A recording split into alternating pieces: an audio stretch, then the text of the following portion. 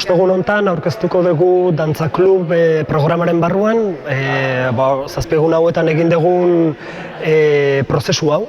Ez da lan bukatu bat, baina ja koreografia bai dago bere bozetoan edo eginda. Urak dakarrena izena du eta bertan erreka da simboloa. Orduan erreka da bizitzaren metafora, beti konstantea da, beti jarraitzen du. Urak dakarrena urak daroa, ez?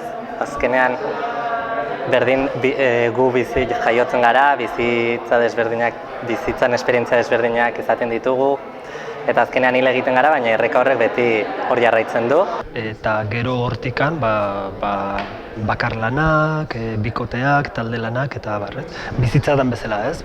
Erreka hortan bizitzaren errekan jaiotzen garen bezala, bizitzen gera eta hiltzen gera, baina hori ez da etengabe, ez da bukatzen, ez?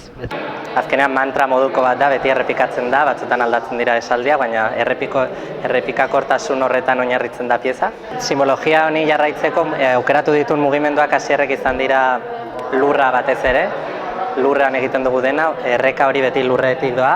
Niretzako egia esan interesantea izan da lana, ze berarekin asko landu dugu lurra.